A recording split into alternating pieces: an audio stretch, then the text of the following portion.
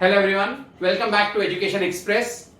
Now we take up on the third chapter in geography. We've already finished climate chapter, we've done with natural vegetation, and now today I start with transport chapter. Again, as I keep on saying, each chapter has a separate question for 10 marks.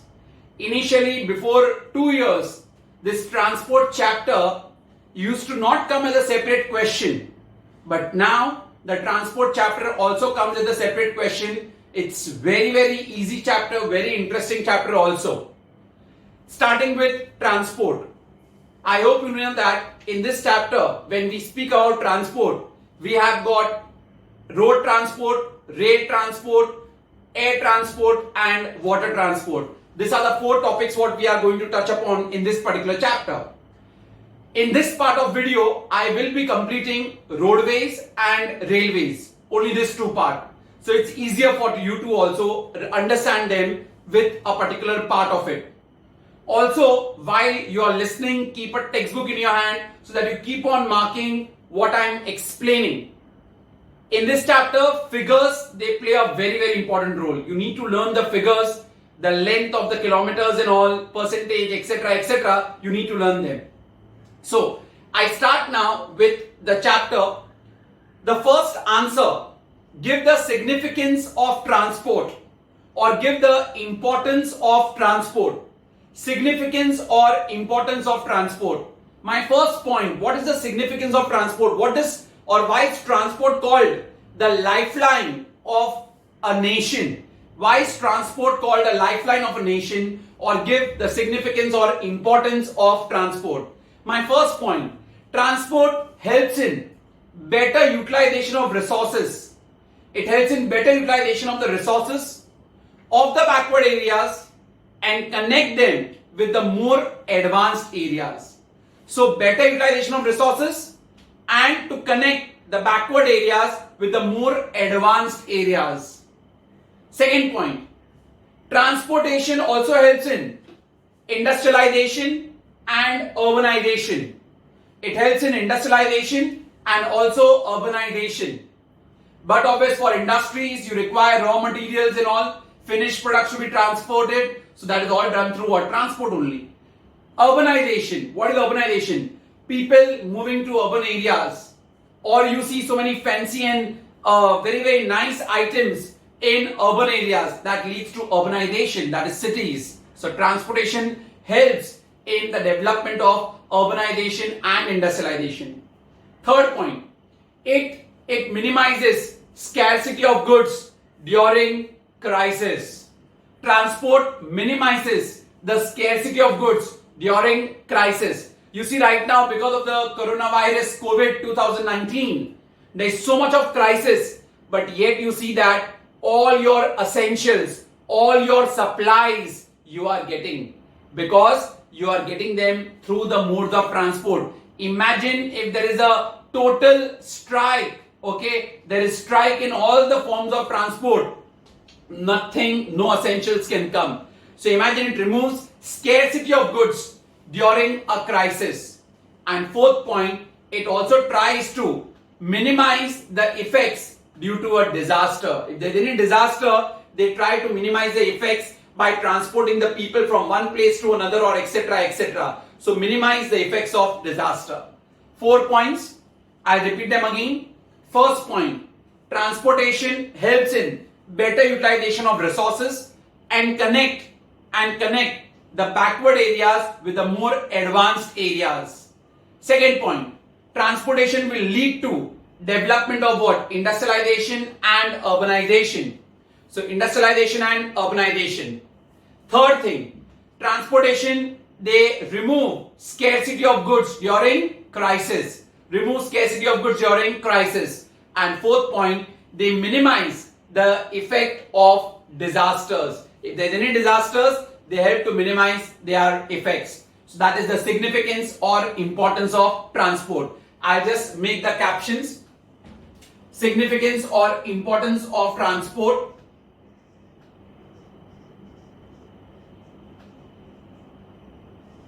You do try to take a screenshot later on of this video. entire whatever I write. It will be easier for you.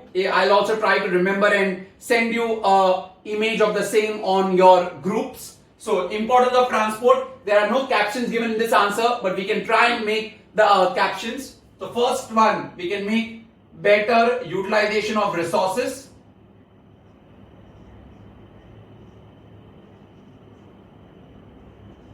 Better utilization of resources, and you are also connecting the backward areas with the more advanced areas. Second, transportation can help in development of industrialization and urbanization.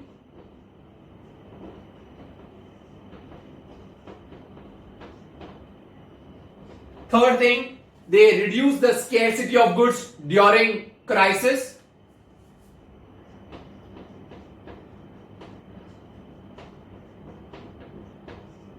Reduce scarcity of goods in times of crisis. And fourth point, minimize effects during disaster. So they minimize the effects during disaster. I'll try to write whatever important on the board. I'm writing in a small handwriting, but definitely when I'll send you the image or when you take a screenshot, you'll be able to understand it. Now, further we move after significance of transport. If they ask you, what is the GT road? What is the GT road? You just have to remember the GT road is the Grand Trunk Road. GT road is Grand Trunk Road. It was set up by Sher Shah Suri. Who set up the GT road? Sher Shah Suri. He had set up the Grand Trunk Road. And this road, it connects Kolkata to Peshawar. From where to where? Kolkata to Peshawar. That's it, what you need to remember here. So give the full form of GT road, Grand Trunk Road. It connects, what does it connect? It connects Peshawar to Kolkata. Okay, and it was built by whom? Built by Sher Shah Suri. That is Grand Trunk Road. Now directly we are actually into the road part, road transport we are doing. If you see with regard to India's road network, it is, if you see the data provided by the NHAI, National Highway Authority of India, NHAI, National Highway Authority of India, they have given data according to which India has a road length of 33 lakh kilometers. Our road network is 33 lakh kilometers and it is the second largest in the world. Our road network is the second largest in the world with 33 lakh kilometers. Under the roads, we have got national highways, state highways, district roads, national highways, state highways, district road, and also other roads. This all come under the road network. We shall be discussing all of them. In spite of this, yet 40% of the road are basically not all weather roads. 40% road is yet not all weather roads. That means they are those roads which cannot be used during all weathers. Maybe during rain or something like that, due to the sandy or you can say unmetalled road or something like that, they cannot be used. So 40% of the road is yet they are not all weather roads. Is that clear? So first thing here, what you need to remember is we have a road network of how many kilometers? 33 lakh kilometers, and we are second largest in the road network according to the NHAI data. What is NHAI? National Highways Authorities of India. Under the road network, we will study about national highways, we will study about state highways, district roads, and also different other roads. Freeway, expressway, all will be studied here. Let's start with the first one, the national highways. The national highways, they are constructed, they are maintained by the central government. The national highways are constructed, maintained, developed by the central government. national highways we are talking about. The national highways, they connect all the important cities and ports in the country. They are in the length, they are spread across the length and breadth of our country. You'll find national highways everywhere. Okay, so that's why I said the national highways, they cover the length and breadth of the country. The national highways, apart from that, they connect what? Important cities, important towns, important ports, all are connected through the national highways. This national highways, if you go to see, they are just around 1.7% of the total road network in our country. They are just 1.7% of the total road network in the country. But 40% of the traffic is on the national highways. But they manage how much percent traffic? 40%. National highways are how many percent I told you? 1.7%. They are just 1.7%, but they cover how much area? They cover, how much traffic do they handle? They handle 40% of the traffic, total traffic. And if you see the length of national highways, it's somewhere around approximately 1 lakh kilometers. Total road network is 33 lakh kilometers. National highways is approximately 1 lakh. To be, a figure very close by, it's somewhere around 96,000 something is the figure. So approximately 1 lakh we write, and so total percentage wise, it is 1.7%. 1.7%. And how much traffic does it handle? 40% traffic is handled by the national highways. So I'll just make a point to write about national highways now. National highways.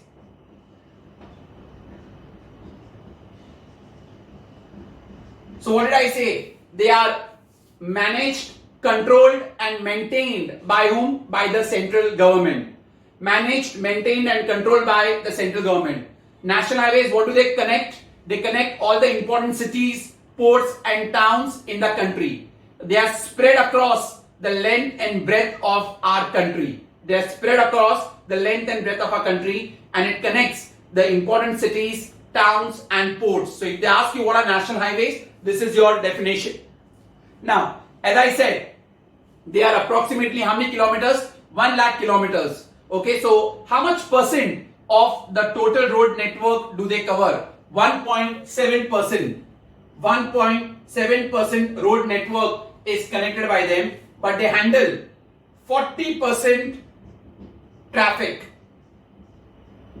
So out of the total road network, national highways is 1.7%, but they handle 40% of traffic, which is quite huge compared to the area. That's the importance of national highways. Apart from that, national highways, there are wide roads also, and some are less wider roads. The ones which are wide, okay, you can see the multiple roads, multiple and single use roads are there. So the ones which are multiple roads, okay, multiple national highways, they are 3.75 meters wide. They are 3.75 meters wide, and one with single road highways, they are 3.50 meters wide. Remember this. It's given in the book. Multiple as well as what? Single. 3.75 and 3.5 meters wide. Now, after this, if you speak about this national highways, now because there's a lot of traffic and all, so we need to control them. So central government is taking plans to control the traffics over here.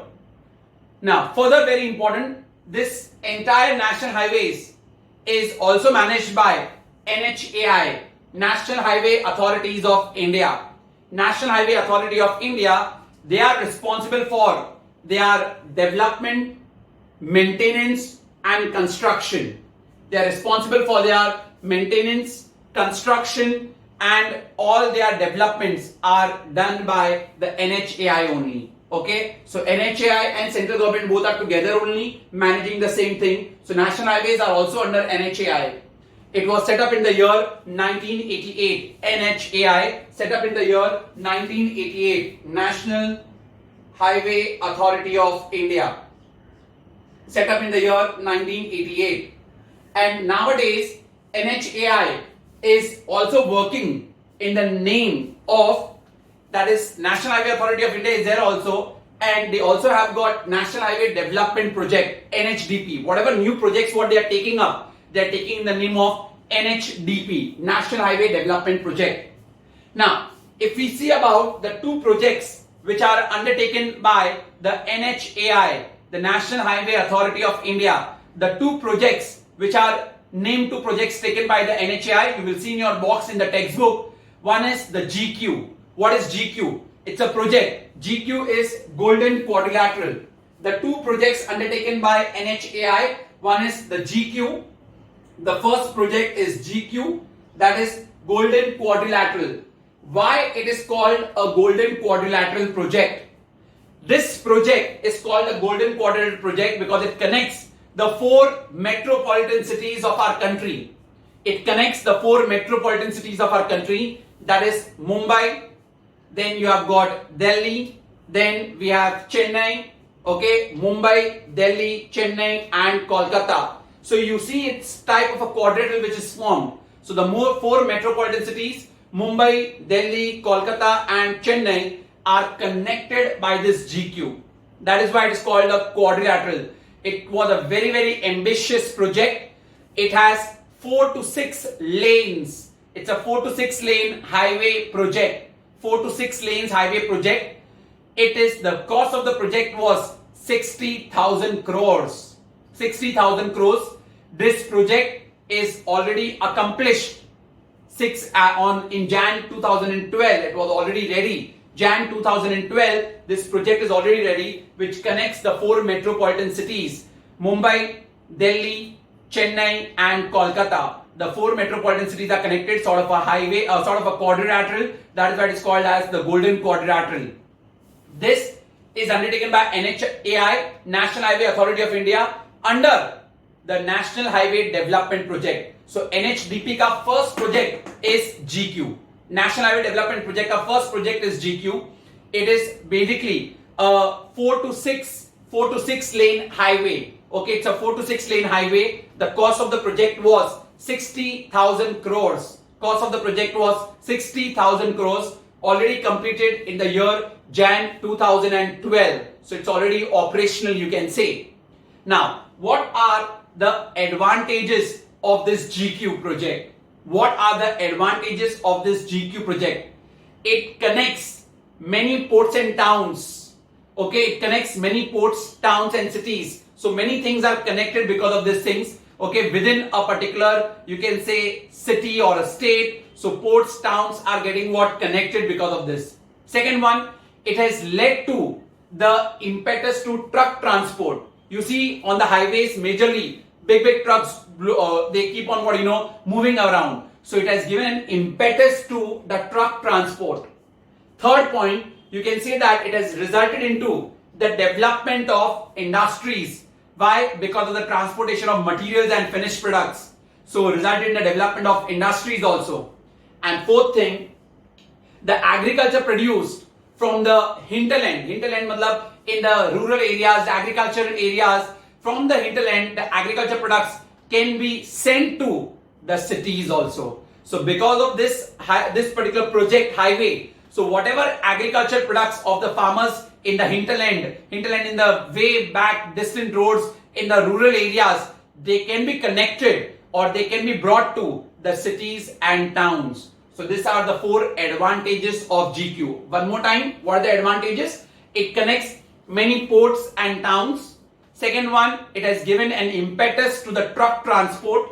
Third one had resulted in the industrialization. Okay, because of this, many industries have been set up. And fourth point, it has brought the transport of agricultural products from the hinterland to the cities and towns. So these are the four advantages of GQ. Very, very important. So GQ, it is the first project of NHDP. NHAI ka hi hai, but under NHDP they are taking up. NHDP is National Highway Development Project.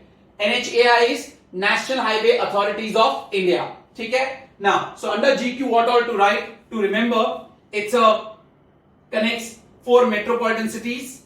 I'm just writing in short. 4 metropolitan cities are connected. 4 metropolitan cities. So that is Mumbai, Delhi, Kolkata and Chennai.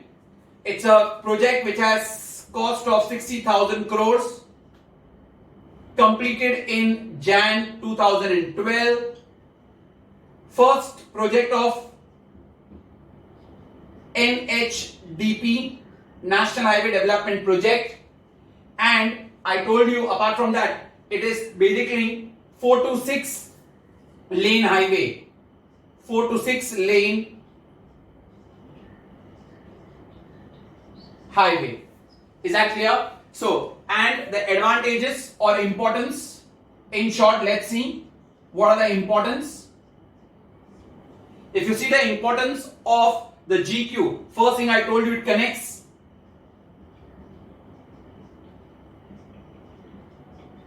ports and towns, impetus to truck transport,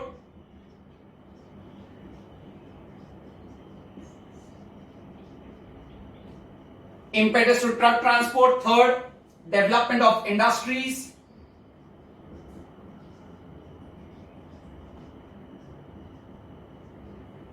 And fourth point, that is movement of agriculture products from hinterland. Movement of agriculture products from hinterland. That is from the backward areas, and then you transfer it to the cities. So there are 4 importance for this project. And the second project undertaken by NHAI is the North-South East-West Corridor. The second project is North-South East-West Corridor. North-South East-West Corridor. Now again, though the project is by NHAI, National Highway Authority of India, it is undertaken in the name of NHDP, National Highway Development Project. It's their ongoing project. This is not a completed project. The above GQ was already a completed project. It's an ongoing project. Ongoing project of NHDP. Why am I stressing on that? Because if they ask you, name the ongoing project of the NHDP, your answer is North-South East-West Corridor. North-South East-West Corridor is the ongoing project of NHDP. Okay? Now, what is this North-South East-West project? They are trying to connect Srinagar, that is in Jammu and Kashmir, to Kanyakumari in Tamil Nadu. See the North-South connect. Okay? So they are trying to have a highway from north to the south. So Srinagar in Jammu and Kashmir to Kanyakumari in Tamil Nadu. That's north-south.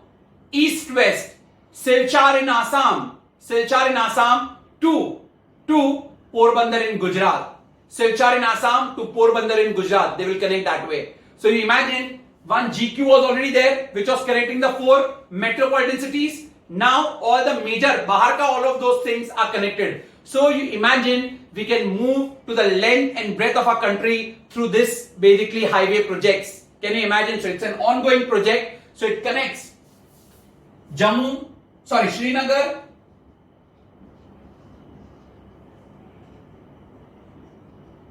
to Kanyakumari, and it connects Silchar in Assam to Porbandar in Gujarat. So this is your north-south, this is your east and west. So that's the ongoing project, that is north-south east-west corridor project. Very, very important. The ongoing project of the National Highways Authority of India. It's given in the box. You need to do them very nicely. You also need to learn their kilometers, the length of the kilometers of north-south and length of the kilometers of east-west. Okay? So this part is over. Now we will discuss about what is a freeway and what is an express highway. Very, very important question. You may get it for 2 marks also. Difference between freeway and express highway, or you may also get the meaning of freeway and express highway. Now, what is a freeway? A freeway is a controlled access highway. A controlled access highway having 4 to 6 lanes.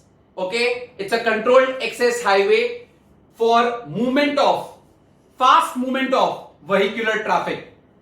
So, freeway is a controlled access highway for the movement of vehicular traffic. Fast, speedy movement of vehicular traffic. That is called as a freeway. One more time. What is the freeway? It's a controlled access highway. Controlled access highway for the speedy movement of vehicular traffic.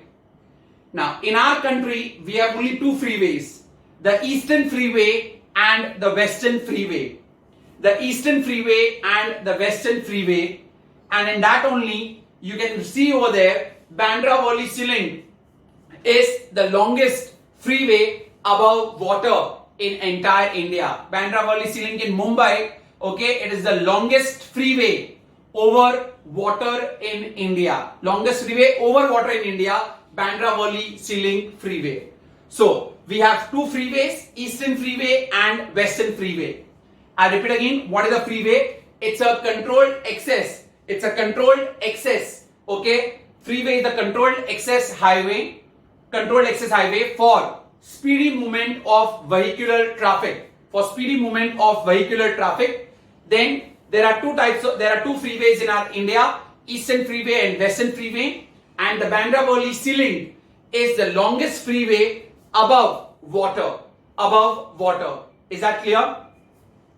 So this is the part of national highways. In that we also did freeway. Now we do the express highway. Express highway. An express highway is a controlled access highway. Controlled access highway having 6 to 8 lanes. Okay, there are 6 to 8 lanes. That means if there are 6 lanes, so 3 for going and 3 for coming. If there are 8, so 4 for going and 4 for coming. So it has 6 to 8. So we are doing express highways. They are 6 to 8 lane controlled access highway where each entry and exit also has a slip road. Entry and exit of a highway has a slip road. That means if you are in a highway and you want to get inside a particular, village or something like that, because highway अगर एक जगह से चालू हो जाएगा तो सीधा दूसरे पे end होगा. So in between, if people had to go, they have a slip roads also. So it's a controlled access highway having 6 to 8 lane where there are slip roads, and here the movement is very fast without any obstruction of. In an express highway, there is no obstruction of signals and no obstruction of speed breakers.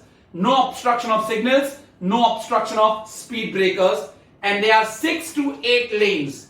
Freeways में कोई 6 to 8 lane जैसा नहीं होता है. Expressway में 6 to 8 lanes, and they have an slip road in its entry and exit.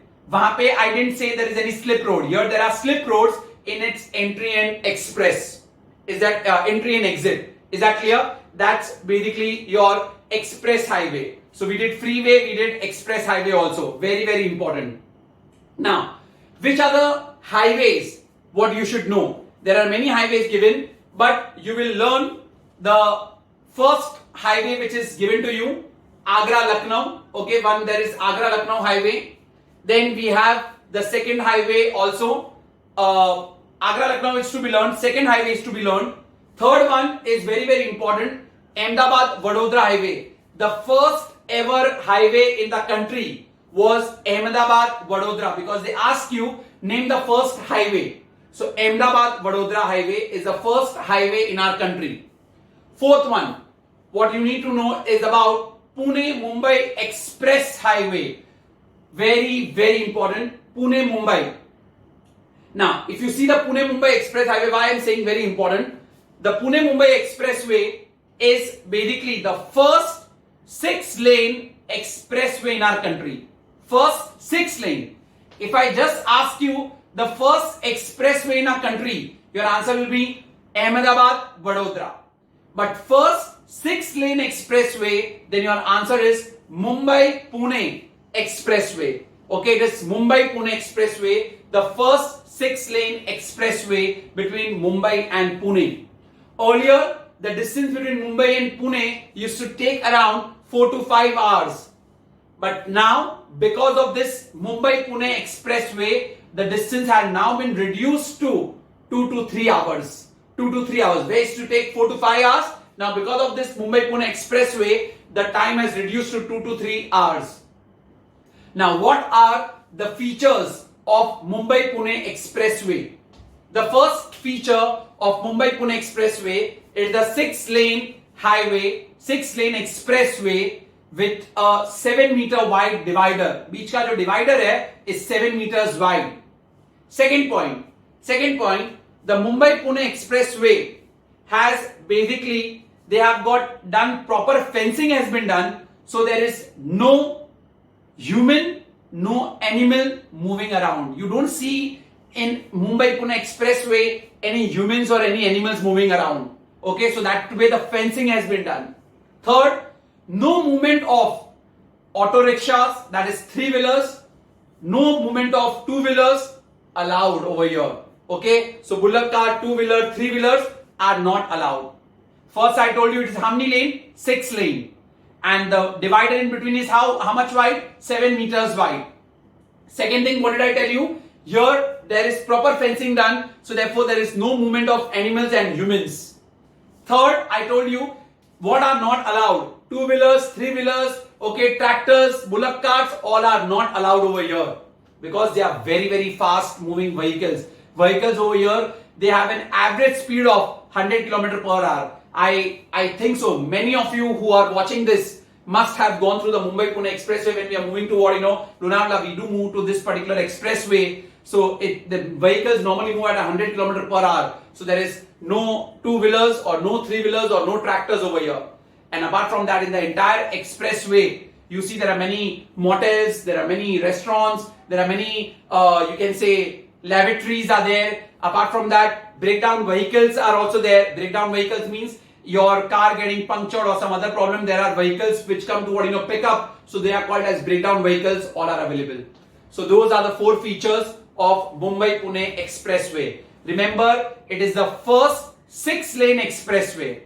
If I ask you first expressway, your answer is Vadodara-Ahmedabad. Vadodara-Ahmedabad Expressway is the first expressway in our country. Okay, first 6-lane expressway, Mumbai-Pune, and their features. Earlier, how much time used to take? 4 to 5 hours. Now 2 to 3 hours, and then you write the features. Okay, same way, the first and the second expressway you all need to learn. Agra-Lucknow, and the second one I am not recollecting the name. For that also you will learn 4 features inside it. 4 features from that also you all will learn it. Okay, now, and one more thing what you will take, that is Panipat Expressway. So out of 8 or 10 which are given in the textbook, you will learn only this 5. The first and the second with their 4 features. Then you will learn Ahmedabad-Vadodara entire one. Why Ahmedabad-Vadodara is important? Because it is the first expressway. It has reduced the travel time between Ahmedabad to Vadodara to 1 hour or something like that. Then 4th one I told you is Mumbai-Pune. Iska to features also I have discussed. Very, very important. Mumbai-Pune is the first 6-lane expressway. And then I told you about Panipat Expressway. Okay, Panipat Expressway is about Haryana. So this 5 ones you will learn it very, very nicely. The first, second, you need to learn their features also from inside, mind you. Okay, so expressways are also over. So entire national highways, it has freeways, expressways. National highways where we have got the 2 projects undertaken by NHAI. We have GQ and we also have the north-south, east-west corridor. GQ ka we have done their importance also. One more thing I forgot to mention over here. The longest national highway is NH7. So this numbers NH. So NH is the national highway. Along the 7 is the state highway number. So the longest national highway is NH7. Okay, NH7 longest national highway. Remember that. Fine. So we did expressway, we also did freeway. Which are the two freeways what we have? Eastern and the Western freeway. And the Bandra Worli Sea Link is the longest freeway above water in India. Expressway ka meaning we did, and we did the different expressways. Now we move on to the second one, that is the state highways. The second one is the state highways. Okay. So national highways was over, now the state highways. The state highways are managed, maintained and controlled by state highway. तो कौन करेगा? It is done by the state governments. Owned, managed and controlled or maintained by the state governments. Totally under the state government, state highways. They connect, the state highways, they connect all the national highways, important cities, ports and towns. So they connect state highways, they connect national highways, ports, cities and towns. Okay. And the state highways, they are 4% of the total road network. 4% of total road network. Connect national highways,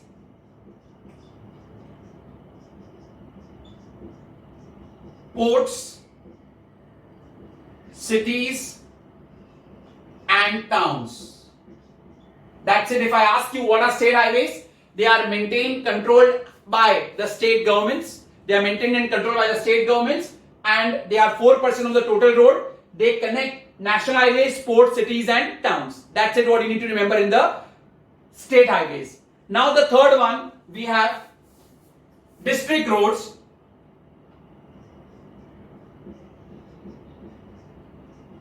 District roads. Now this district roads, they connect national highways and state highways. They connect national highways and state highways. Remember, district roads, they connect national highways and state highways, and they help in movement of materials. They help in movement of materials from one place to another, for industrialization. So they help in the movement of materials also. They are district roads and they connect national highways and state highways. After that, the next one we have is the village roads. Major roads what we find in our country is the village roads. The village roads, they are basically 80% of the total road network. How much is it? 80% of total road in our country. 80%. And earlier, majority of the village roads they were all sand roads. Okay, they were all having what? Sandy roads only. So they were all kacha roads, you can say. So major roads they were sandy roads, kacha roads.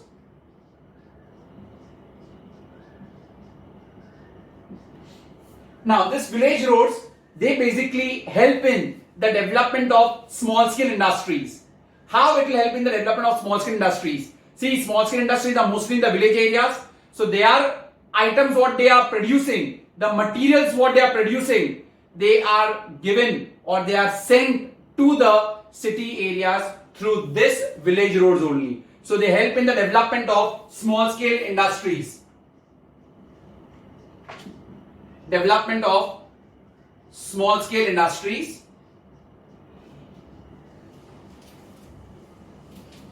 By transporting their materials, by helping in transporting their materials, so they help in the development of small scale industries. Now, the most important one we have is the Pradhan Mantri Gram Sadak Yojana. Under the Pradhan Mantri Gram Sadak Yojana has been set up.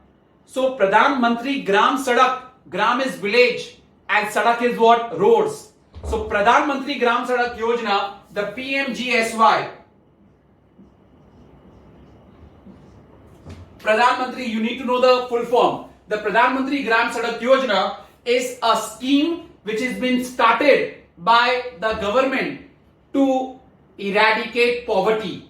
Sir, how will poverty be eradicated because of Pradhan Mantri Gram Sadak Yojana? See, when you have got proper roads over there, then people can move from one place to another. There can be transport of materials from one place to another. So, by development of roads, the economic development also what rises. So, Pradhan Mantri Gram Sadak Yojana, PMGSY, it's a scheme started for poverty eradication. And this will help in the development of roads,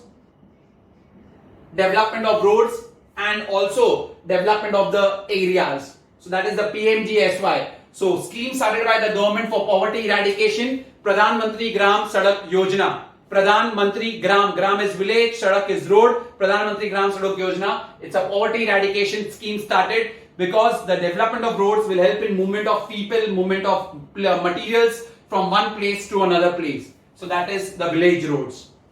And the next one, under the roads, what we have is the BRO. The BRO, very, very important, Border Road Organization. The BRO, Border Road Organization. These border road organizations are set up. Why? For the defense preparedness and for the economic development of North and Northeast region. If I ask you, why are the BRO set up? Border road organization set up for defense preparedness, very, very important, for defense preparedness and economic development of North and Northeast part of India. Especially for North and Northeast part of India, the BRO has been set up. Border Road Organization for defense preparedness and for economic development of North and Northeast part of India. Apart from that, what is the biggest achievement of BRO? They have constructed the highest motorable road. They have constructed the highest motorable road between Manali in Himachal Pradesh to Leh in Jammu and Kashmir. Okay, so from Manali to Leh, they have constructed the highest motorable road. The BRO have constructed. So constructed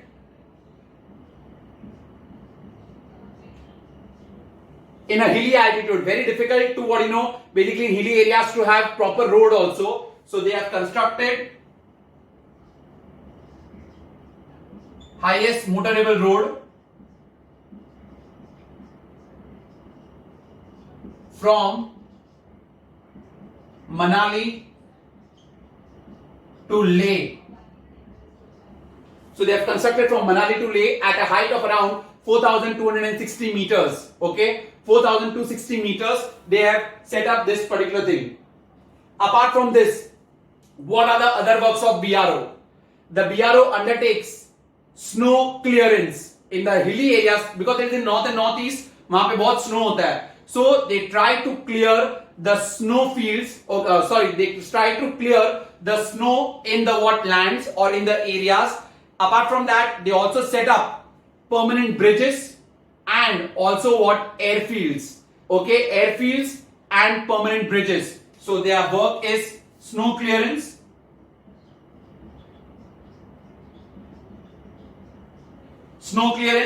Second work I told you is they make airfields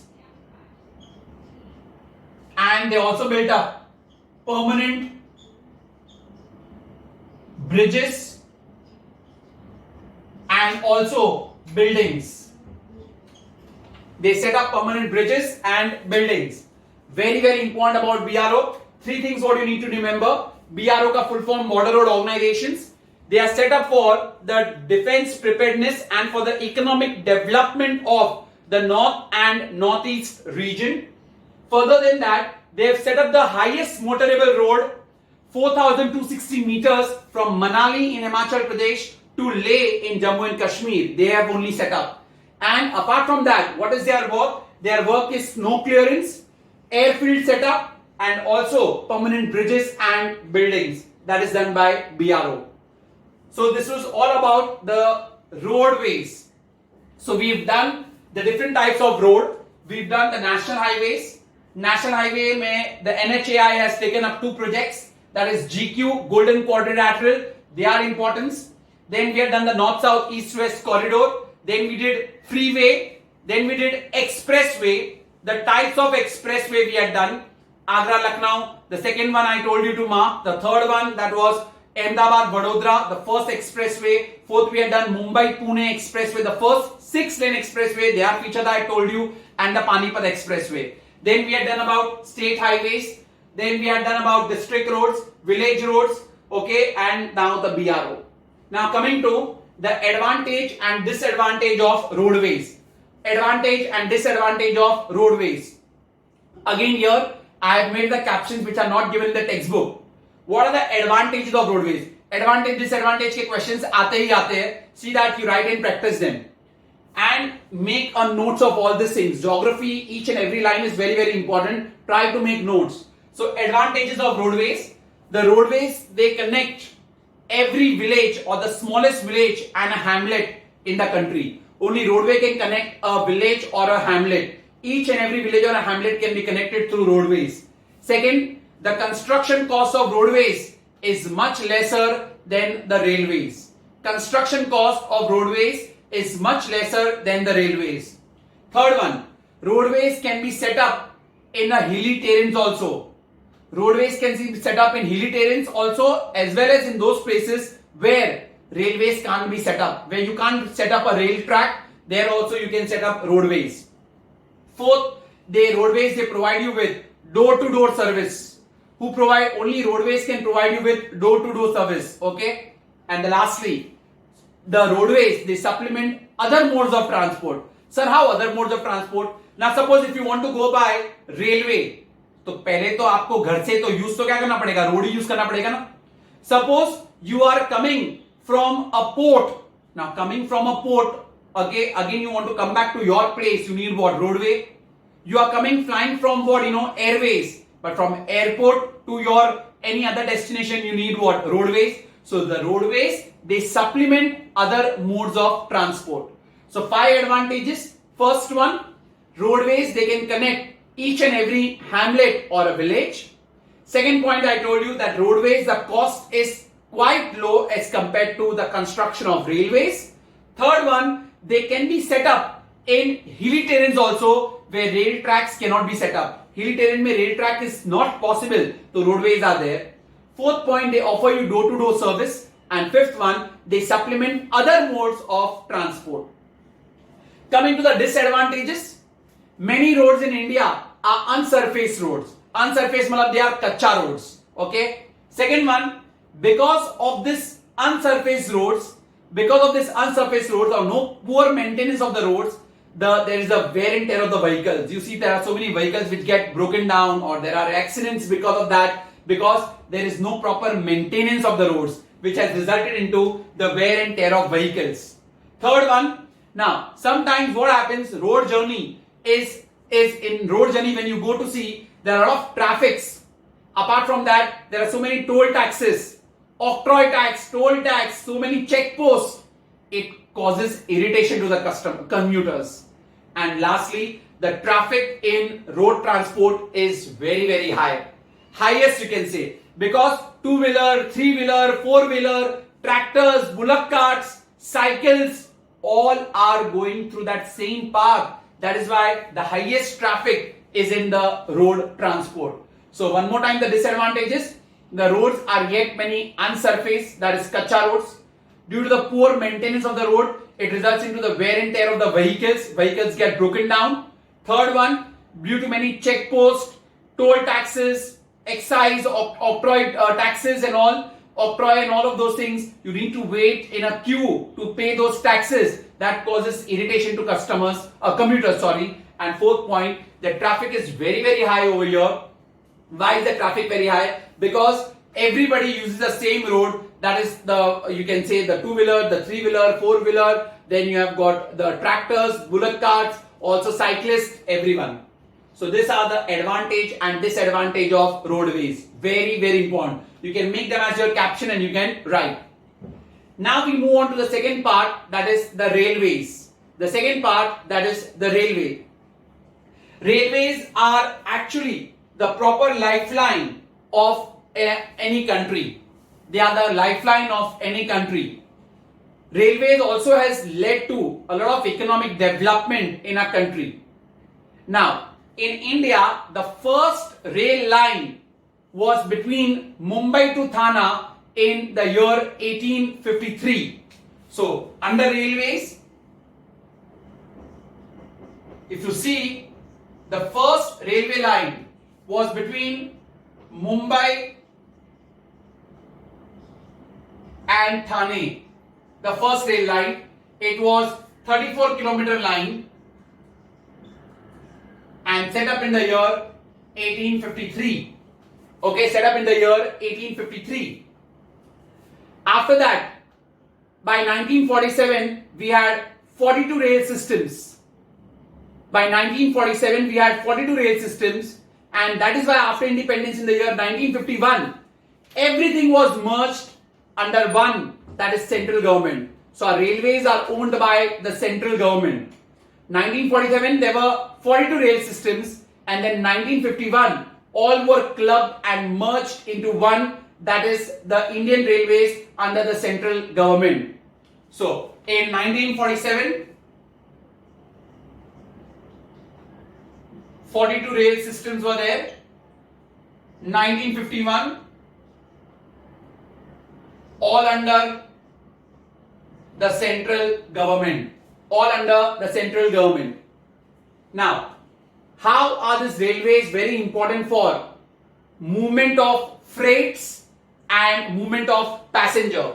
Freight means goods and movement of passengers. If you see some figures, you will get shocked that every day railways help approximately 18 lakh commuters. How many? 18 lakh commuters every day, and 2 lakh tons of freight every day. There is movement of 18 lakh commuters, 18 lakh passengers, and 2 lakh tons of basically goods.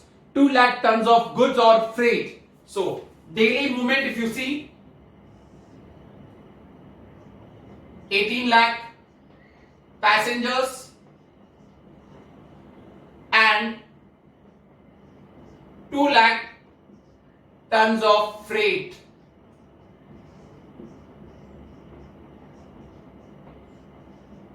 Daily. 2 lakh tons of freight daily.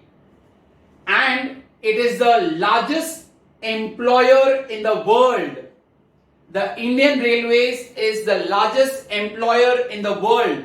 Approximately 14 million people get employment or are employed under the Indian Railways. The largest employer in the world. 14 million. Makes it the largest employer in the world. And we have rail line of around approximately 66,000 kilometer rail lines. So we have approximately 66,000 kilometer rail lines. So this all are figures, very, very important. If I ask you, the railways, they help in the movement of what? Movement of passengers, and they also help in movement of freight. The first railway line was set up between Mumbai and Thane, that is 34 kilometers. It was set up in the year 1853. By 1947, we had 42 rail systems, but by 1951, after our independence, all were merged into one with the central government. We have daily movement of around 18 lakh passengers and 2 lakh tons of freight daily. And they are the largest employer, giving employment to at least 14 million people are employed by the Indian Railways. And our rail line is approximately 66,000 kilometer rail line. Further, what do we have? Almost all mostly metropolitan cities, they have their own rail network. Mumbai, then we have got Kolkata, Delhi, Chennai, Okay, Bangalore, Pune, many cities also, they have their suburban networks also. Suburban railway network is also there. Okay, suburban railway network means how we have from here, if you want to travel from CHC to Virar, Bandra and all, so we can travel by train. That is the suburban railway network. And the major cities also have got metro network. The suburban, rail network is mostly working on EMU. What is EMU? Electric multiple units, and they have 9 to 12 coaches. You have suburban trains, they have 9 coach train or 12 coach train depending upon the traffic. To ease out the traffic, they have 9 or 12 coach. But EMU is what? Electric multiple units. All are, you can say, rail lines. The suburban rail lines are in Mumbai is working on EMU, electric multiple units. Apart from that, railways are helping in the development of the nation. If you get a give reason, the next paragraph after EMU, railways help in movement of iron ore, fertilizers. Okay, they help in movement of iron ore, fertilizers, minerals, raw materials, finished products. All those things are moved through railways. Even right now, if you go to see through that freight, when I said 2 lakh tons of freight. So milk and all also in this situation also is getting transported through the railways. So they have helped in the development of the entire nation. Now, because the entire railways is under one control, that is the central government, there is too much of pressure on them, and to ease out the pressure, the railways are divided into 17 zones. Remember, the railways are divided into how many zones? 17 zones. So like how we have the northern zone, the western, all that way, there are zones, there are 17 zones. You will see a chart in the textbook. You need to go through their headquarters. So we have got 17 zones in railways to ease out the pressure on the central government. So there are 17 zones. After that, in railways, we have the different track system. We have the broad gauge, the meter gauge and the narrow gauge. If I ask you, name the 3 track systems what is there in our country, we have broad gauge, meter gauge and narrow gauge. The broad gauge, the distance between the 2 rails, you see that patri, what we call in Hindi, so the distance between the 2 rails in broad gauge is 1.676 meters. The broad gauge, the distance between the 2 rails in broad gauge is 1.676 meters. Out of the total rail length, we have 66,000 kilometers ka rail length. Out of that, 85% is broad gauge. How much is broad gauge? 85% is broad gauge. This broad gauge, it connects all the cities, the major states, all are connected by broad gauge. Broad gauge is also called as India gauge. And forget that, total road mein 85% hai, and 85% of the movement of traffic is through broad gauge network. So what all you need to remember in broad gauge network, the distance between the 2 rails in broad gauge is how much? 1.676 meters. They constitute how much percent of the total rail network? 85%. Broad gauge is also called as India gauge. They connect all important cities, states and towns. And I told you is 85% of traffic moves through the broad gauge. After that, the next question in broad gauge only, very, very important. Name the engineering marvel of India. Name the engineering marvel of India. Very, very important answer. For 1 mark, it has been asked in many preliminary examinations in school. The Konkan railway line is the engineering marvel on the west coast lowland. The Konkan rail line is an engineering marvel in the west coastal lowland of the Indian Railway. They will ask you, name the engineering marvel of the Indian Railway. Your answer will be Konkan railway line. The engineering marvel of India. It is along the west coastal lowland. Why? The give reason, you need to learn that it goes through many corridors, through many bridges. It also passes through the longest, so Asia's longest tunnel, which is around 6.7 kilometers. ये भी सब इसमें Konkan railway line में जाता है. It starts from Roha in Maharashtra to Mangalore, I think so, or in the Karnataka. Okay, so that long it is. Very, very important. The Konkan railway line. It passes through the west coastal lowland. It is called the engineering marvel of Indian railways. Konkan railway line. Second one is meter gauge. The difference between the two rails is 1 meter. In meter gauge, the difference is how much? 1 meter, and they constitute 11%. They constitute 11% of the total rail network. And the narrow gauge is the difference between the rails is 0.762 meters or 0.610 meters. Narrow gauge 0.762 or 0.610, between, that is the difference in the meters between the two rails, and they are 4% of the total rail network. They are mostly found in hilly terrain. Mostly found in hilly terrain.